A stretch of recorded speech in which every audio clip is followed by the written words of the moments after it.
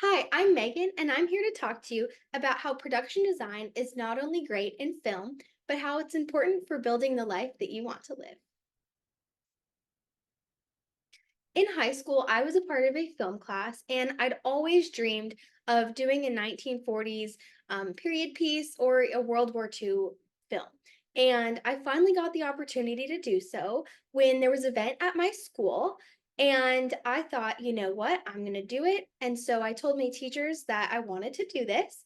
And they told me that I had to come up with my story before I came up with my design. And to me, I was so obsessed with production design, and I just thought, well, but I want to do this so bad. And I didn't understand why they thought I needed a story first. Because in my head, for me, making a story comes from the feelings and the environments that I want to create. And that's exactly what I did. I didn't listen to them, and I built a story around these feelings in this environment. And it paid off. I actually got nominated for Best Commercial and Best Production Design out of 16 different schools. And guess who nominated me? The teacher that said I couldn't do it. And I ended up getting second place for Best Production Design. So this really taught me that design has the power to not only shape an environment, but to really create a story. So, what is production design?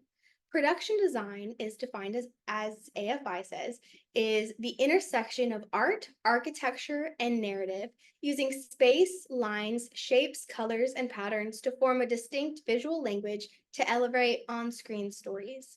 So, in essence, production design is really about creating a world where the characters and stories live and take place. It's about understanding the feelings that these characters have and their how they move in the space and what motivates them, and then showing that through design.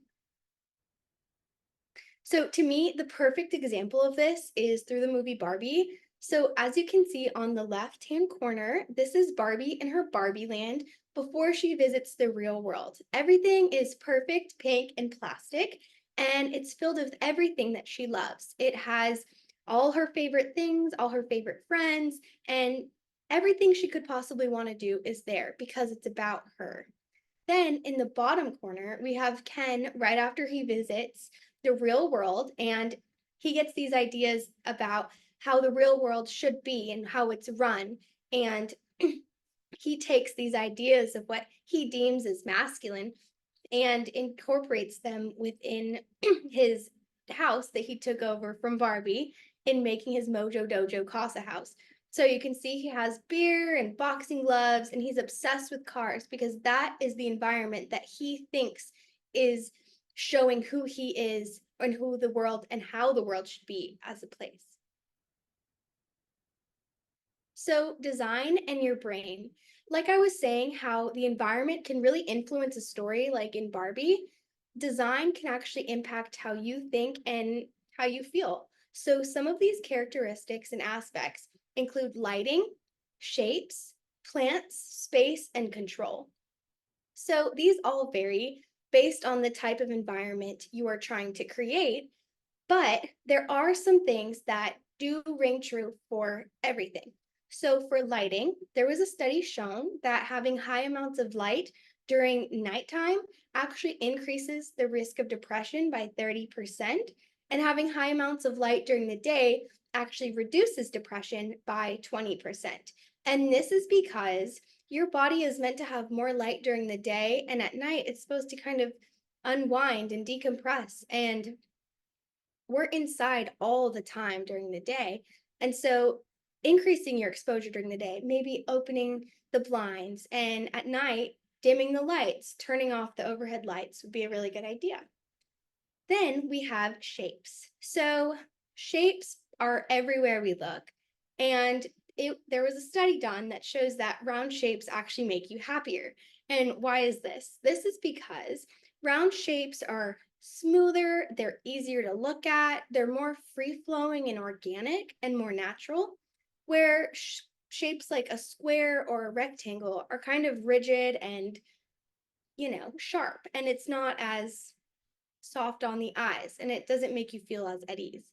If you think of houses that are super geometric and really modern, sometimes it's hard on the eyes and it's kind of unnatural and it doesn't make you really relaxed. And that's why. And then we have plants. Plants are proven to increase air quality, reduce stress, and improve memory. And this is because humans need to be around nature to feel grounded and at ease. And plants really help with this. And then we have space and control. So, in space, it is shown that having a tidy, clean, and open space is really good for your mind. And this is because when you're around a lot of clutter and stuff around, and even a tight space, your mind is really overwhelmed thinking about all the stuff around you, getting distracted, maybe even thinking about what you need to clean. And it kind of traps you from being creative. But when you have a clean and open space, it literally gives you the space in your mind to think of new things and be a little more open minded. And then this really leads us to control. So people want and need to feel in control of their spaces. And this is because when you feel out of control, you just are anxious. You're not happy and you really can't relax. And so this is why I think it's so important when designing a space, you need to have things that you love and you need to feel like it's manageable and if it's something that makes you really happy because this in the end will make you happy. So next we have color. As we all know, color theory is very important and colors have different associations and meanings with tons of different people and throughout different cultures. But I'm going to run through a few of them today. So red is associated with passion and love. Yellow is creative and happy, and blue can be calming and trusting, where white can be pure and calm. And the reason that certain people like different colors over others is due to this one theory called the ecological valence theory. Now, this theory states that people prefer certain colors because of the associations they have to the color.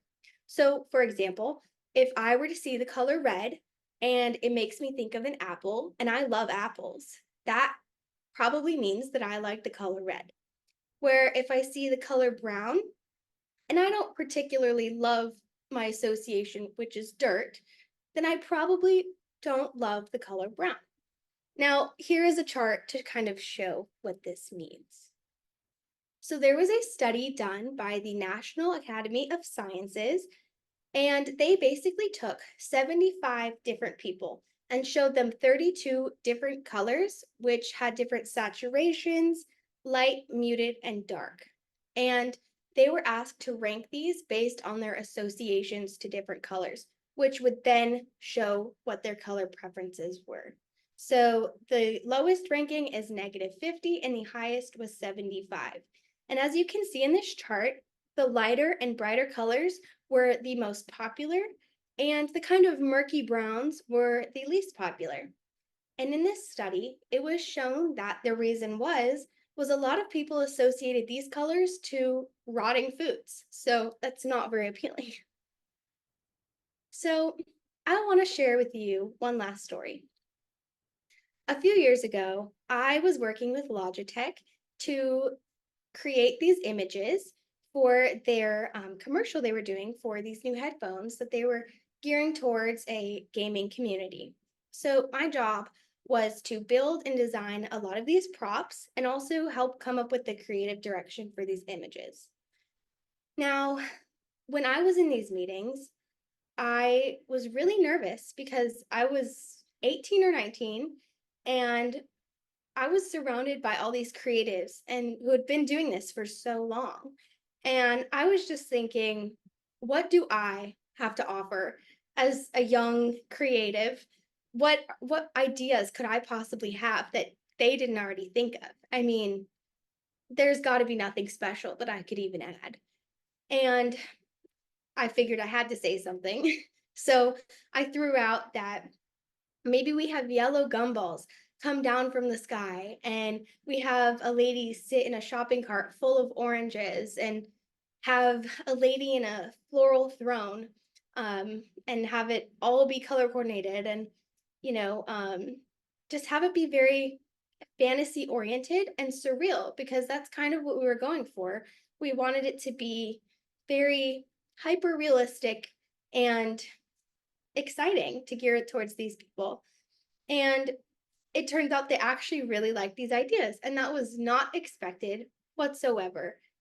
And something that this really pointed out for me is that nobody was thinking of the ideas that I had. Everyone was coming up with their own unique ideas, and all of their ideas had something special and different to offer.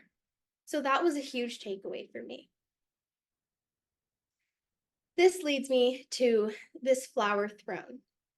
Now, when I proposed this idea, I kind of immediately was like, shoot, what did I do? Because I was throwing out ideas, trying to kind of come up with something that they would love, but I didn't really know that I could actually do this.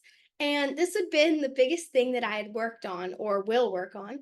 And I was kind of freaking out because I had 3 days to do this. And I had to do all those other props on top of this, but I got busy. I just started sketching it, buying the paint, spray painting. I'd increased the budget, which I'm sure they didn't love.